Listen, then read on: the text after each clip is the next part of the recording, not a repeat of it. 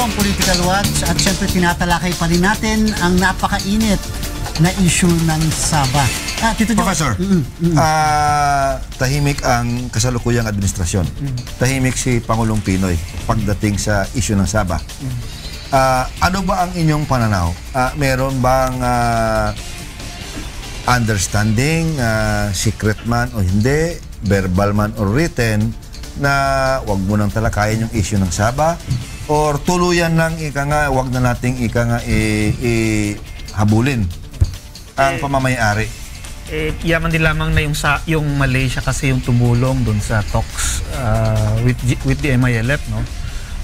Maaari nating maintindihan kung bakit nga sila tatahimik dahil medyo alanganin nga yung magiging posisyon. It may leave a bad taste in the mouth. Tulong, tapos at the same time pinupush mo yung claim mo. So at minimum siguro ganon ang sitwasyon ng pamahalaan. Hindi sila makaporma kumbaga. Yes. Sa ngayon?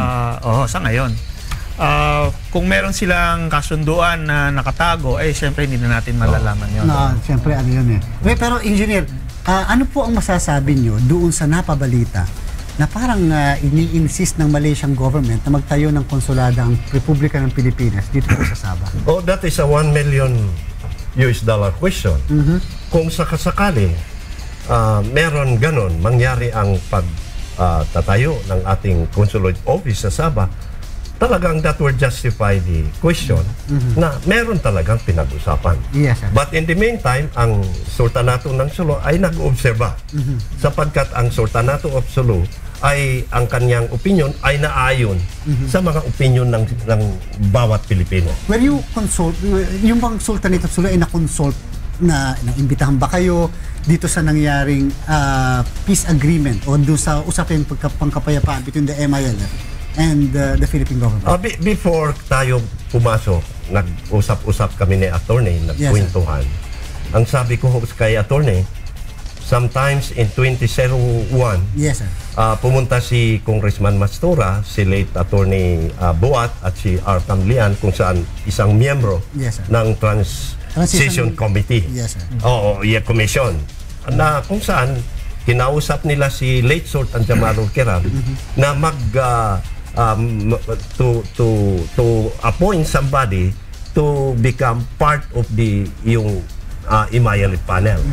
However, nang sinumiti na ang pangalan ko sa Kuala Lumpur, sabi niya hindi pwede yan Talaga tinanggihan ka agad? Tinanggihan ka agad. Yes, sir. But if we were, kung halimbawa sasabihin natin, ano naman kayo? Ang ginamit pa ninyo ay Kerambage Agreement in order to invite the attention of the United States government para lang tutulong dito to resolve the conflict in Mindanao. Ngayon, the Sultanate of Sulu is now submitting its willingness to assist in the resolution of the conflict in Mindanao. Tinanggihan pa. Ano pa kaya kung Sabah issue ng pag-uusapan? Professor, silent ang peace agreement that was signed between the government of the Philippines and the MILF with regards to the Sabah issue. Kung sakali,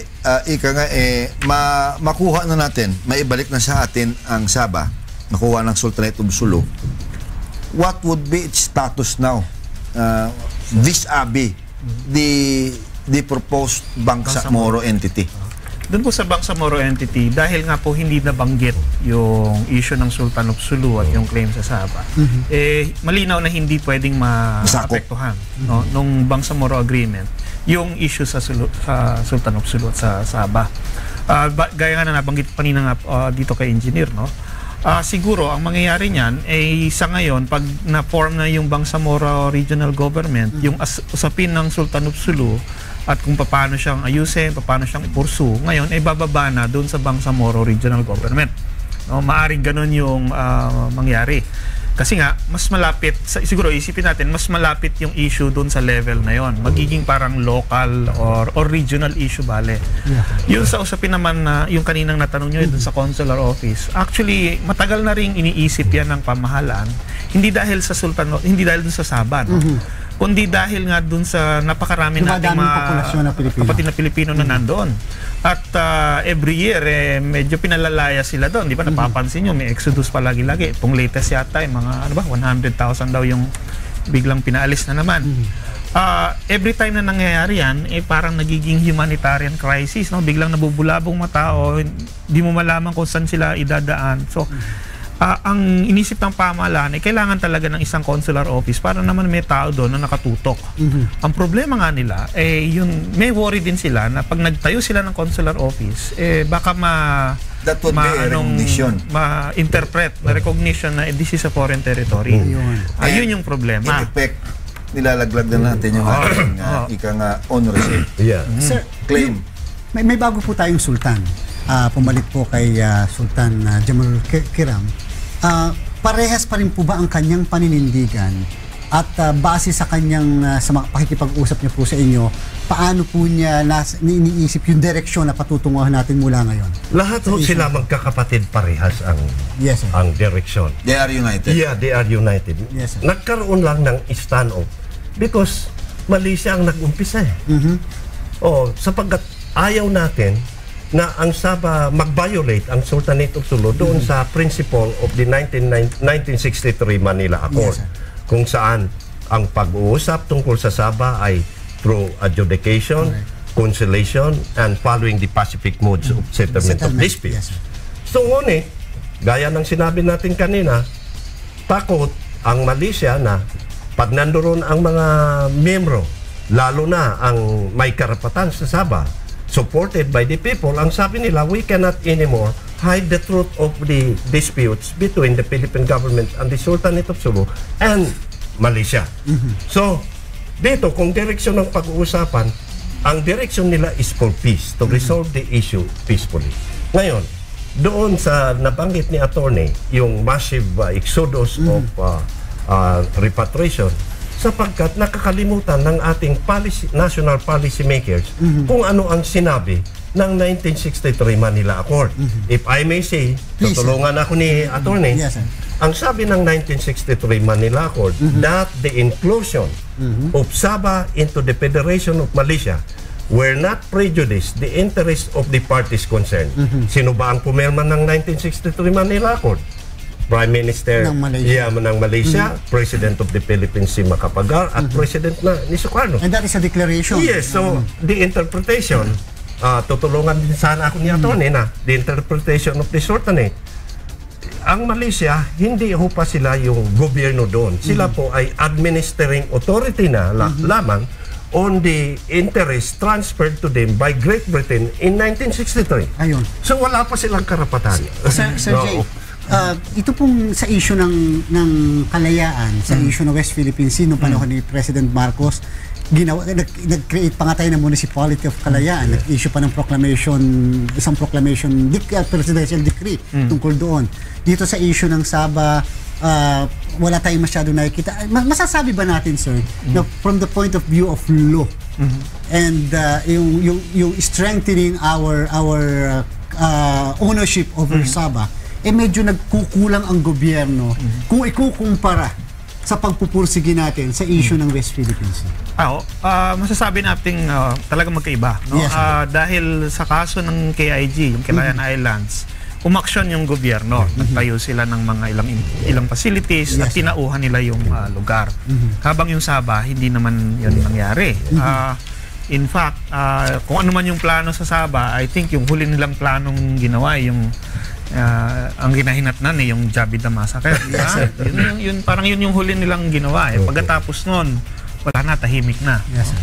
So kung base lang dun sa ganong comparison, no, talagang masasabi natin na yung ginawa ng gobyerno sa KIG ay mas marami, mas malaki. Hindi mo talaga makukumpara dun sa kumbaga walang ginawa halos na ang gobyerno sa simula noong 1970. Pero so, without necessarily degrading one from the other. Alin saan sa dalawang pinag-iinitan na ngayon, well, yung West Philippine Sea at saka Sabah, mas mabigat ang legal right ng Pilipinas? Dito ba sa West Philippine Sea issue o dito sa issue ng Sabah when it comes to not only documentary evidence but from the point of view of international law? Kasi kung international law ang pag-uusapan, parang mabigat nga yung dun sa, mas mabigat yung sa KIG sa ngayon, no? At dun sa West Philippine Sea. Kasi mayroon tayong mga klarong international treaties na maaaring ma-invoke, no? Yes, na ini-establish talaga yung mga karapatan ng Pilipinas doon sa mga area na yon. And you're referring to UNCLOS? UNCLOS, at hindi lang UNCLOS, pati yung tinatawag nilang customary international law. Sa Sabah kasi, ang problema natin, medyo nagko-conflict na ngayon. The facts on the ground are already very different from what the law, what you can derive from the law. Ito nga yung in-invoke ng Malaysia nung nagkaroon ng kaso between Malaysia and Indonesia. Tapos, bali pinag-awayan nila yung dalawang isla, yung Sipadan at Ligitan Islands. Nagkasuhan yung dalawa. Pinilit ng Pilipinas na mag-intervene. Pero hindi siya pinayagan ng ICJ. Yung isang judge ng ICJ, naglabas ng separate opinion na sinasabi niya essentially na kahit ano pa man yung basihan ng claim ng Pilipinas, no, whether it's through the Sultan of Sulu or through whatever document or history, bali na pawalang bisa na yan dahil sa present situation na ang katotohanan daw, ang Malaysia ang in control dun sa area at nag-express na daw yung mga tao ng kanilang self-determination nung sumali sila sa Malaysia. Yung ganong klaseng argumento, ginagamit din niya ang customary international law. Kaya kumbaga, ngayon, medyo mahirapan tayo na banggain yung ganong klaseng sitwasyon. Ibig sabihin, possession is 90% parang gano'n, parang ownership. possession is 90% ownership na. Kaya mahirap talaga. May plebisito pala, engineer, na binabangkit. Yun yung sa ba masasabi 1965 niyo? pa. Yes, now that plebiscito took place after yung formation of the so-called political association with an intent to gobble up the territories of Sarawak and North Borneo, including Singapore and Brunei. Okay. So, yung ginawa yun, that was unilateral in action. Sapagkat it was understood na yung territory na yun is under lease with a British chartered company. So, Great Britain, by virtue only of yung establishment of political structures from the academic point of view, ay doon sila nagkaroon ng basihan to claim occupation over the territories. Now, doon sa sinabi ni attorney tungkol sa claim of customary tradition, ay sapagkat doon sa ang basihan lang ng Malaysia to claim Sipadan is over the rights transferred by Great Britain in 1963 to them tungkol sa Sabah issue. In fact, during the litigation in the International Court of Justice, this is received formally by the International Court of Justice attorney, kung saan binanggit natin ang tatlong contention na kung ano man ang kahinatnan ng decision ng International Court of Justice over the litigation ng between Malaysia and Indonesia, walang pakialam ang Sultanate of Sulu over that. So this is formally submitted to the ICC. Ayun. So meron lang ako isang katanungan. Nung ibinigay po sa atin yan ng Sultan of Brunei sa Sultanate of Sulu, so sabi nyo regalo. Opo. Technically sa atin sa batasyon ay donation. May nakalagay po ba na provision doon sa inyong pagkakaalam kung mayroong mga dokumento tayo na nagsasabing kapag ka itong pagkakabigay kong ito ay hindi ginamit sa purpose na gusto namin or whatever, o ay pwede maibalik sa Brunei, o ito ba'y absolute na walang unconditional itong donation? Ang customary protocol ng Sultanate among sovereign states of the Sultanate in that time, royal decree. Ayun. Either written or verbal. Yes, sir. So, noong ang unang panahon noon, ang panahon noon, kung ano man ang sinabi, kung puti yun ay batas. puti, yun ang batas. Yes, so, doon, nang binigay ng North Borneo, walang condition. Wala. Ngunit, what strengthened the British occupation over the territory, yung western part ng North Borneo, because it was under the sovereignty and influence of the Sultan of Brunei, ang mga native chief doon ay laging sinasanla o pinapilis nila sa British government or companies or their private citizens. Kaya nga, nagkawatak-watak ang control ng Sultanate of Sulu. But in the eastern part, katulad ng Tawau, Sampurna, lahat dato, Sadakan, ang Kudat, kontrolado natin.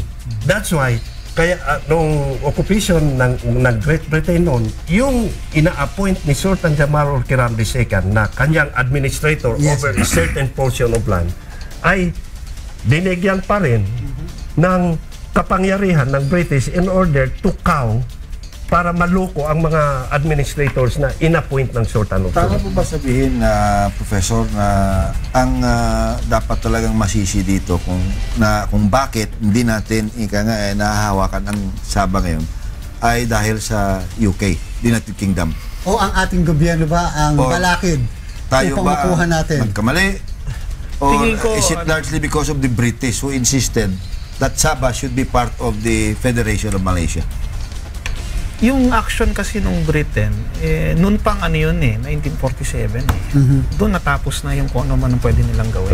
So, lahat po na nangyari pagkatapos noon, sa akin tingin, ay primary responsibility talaga ng Philippine government. Lahat ng administrasyon na sumunod, sila yung mayroong tungkulin na ipursu yung ating claim dito sa Sabah at ipursu yung rights nga ng Sultan of Sulu. Nangyari nga na parang medyo nagbago na yung characterization nila nung claim, no? Yung last na naalala ko ito raw ay isang claim lang sa proprietary rights, hindi claim of sovereignty, no? Parang property rights na lang ang pinag-usapan, which makes sense naman, no? Dahil ganun nga yung nature nung rights ng Sultan of Sulu doon sa area, binigay sa kanya sabi mo nga, it's a donation, of property. So mayroong paraan pa rin siguro na mapursu kahit yung aspeto na yung rights kung hindi man natin ipupursu yung sovereignty. Pero sa nagdaan nga ng daming taon, parang walang nangyari, walang umusad. At sabi nga ni Pinoy nung nagkaroon ng kontrobersya sa lahat dato, pag-aaralan pa. Ilang dekada na yan, tapos pag-aaralan pa rin, no? At napag-aaralan na ito ng maraming beses at ng masusi. Pero in fairness naman, sa Manila Declaration, na-emphasize naman doon that this can be settled by the parties separately from doon sa and Pacific settlement and such other modes of settlement. Yes, pero mukhang yun nga kahit nasabi yun doon sa mga previous agreements na yun, walang follow-up. Walang follow-up. Tumigil lang doon sa... Tumigil lang hanggang doon. Yes. Aside from binanggit ni attorney, this is a conspiracy. My apology to the two governments between Great Britain and the United States of America. Now, what happened in 1915? After the approval of the Jones Law of 1914, which promised independence, bumigay ang United States of America doon sa inducement made by the British Queen. Sabi niya, you compare the Sultan of Sulu to relinquish his temporal sovereignty over the archipelago of Sulu to the American government in the Philippines. Ibig sabihin, doon emasculated agad ang international person ng Sultan of Sulu. But ang sabi naman ng Amerika, it will not prejudice the sovereign interest of the Sultanate of Sulu over Sabah. Kaya nga dito, nagkaroon ang Great Britain ng karapatan in 1931, si Attorney Tukuricas, nagkaroon ng Convention Treaty between the United States and Great Britain kung saan to define the exact limit of the national boundary of the Philippines. Hindi na sinama ang Sabah. But America defined only, the agreement embodied was alamin kung ano ang exact coordinates and territories defined under the Treaty of Paris in 1878. So, dito, dinefine ang North Borneo is only under the political influence of the United States of America. Kaya nga, of Great Britain. Kaya nga hindi ito marisolve because of geopolitics, brother. So, time, ika nga, ang gusto kong alamin, lumalabas na as of now and in the near future, mukhang wala tayong mga ika nga realistic na mga options na makamit ika nga ang ating pamamayari sa Sabah. Sa tingin mo ba only time will tell and perhaps a friendly and amenable Malaysian government and of course continuous follow-up by the Philippine government? From the academic point of view, there are two elements involved here, Attorney.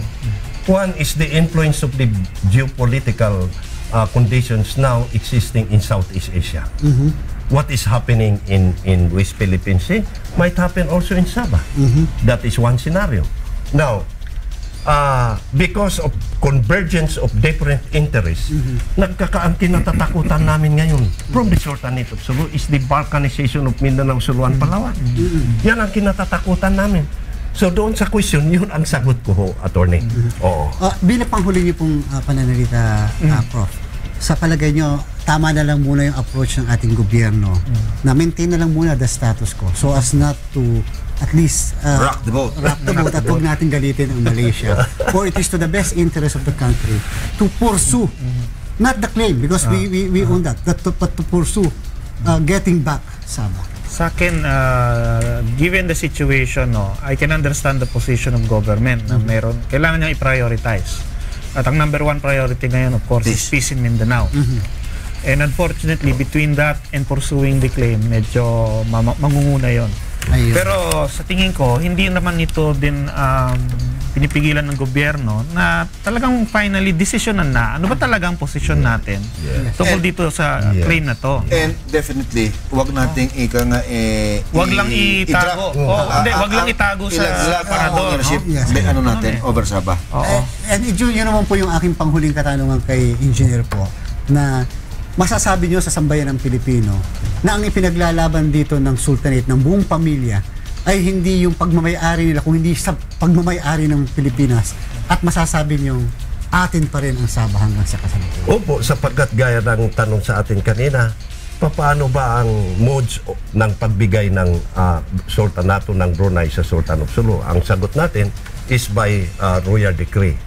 The late father of late Sultan Jamalur Kiram III, the 34th Sultan Ismail Kiram II, ang sabi po niya sa kanyang mga anak, nandiriyan si Mrs. Ang sabi po, mga anak, remember, Sabah is not for sale. Sabah is the patrimony of the Filipino people. Yun. Yun ang decree. That was the last decree issued by the late father. And that is a law as far as the Sultanate is concerned. Tumitindig ang balay po. Very well said po. Napakadami pa sana tayong pag-uusapan. Kulang na tayo sa oras. Panahon. Pero kami po yung nagpapasalamat, of course, kay Engineer Abraham Ijirani, ang spokesperson po ng Sultanate of Sulu, and of course, kay Professor Tony J. Batumbakal of the University of the Philippines College of Law. At sa mga poll watchers ng bayan, maraming salamat po sa inyong pagpapanood sa pakay namin ngayong gabi. Sana nakatulong po kami sa pagbuo ng inyong sariling mga pananaw tungkol sa paksang ating tinalakay. Hanggang sa susunod na Webes po, samahan niyo muli kami sa pagtalakay at paglilinaw ng usaping may kinalaman sa ating pang-araw-araw na pamumuhay. Ating pong tatandaan na sa isang malusog na bayan, sumusunod sa batas ang mamamayan. Salamat sa Diyos.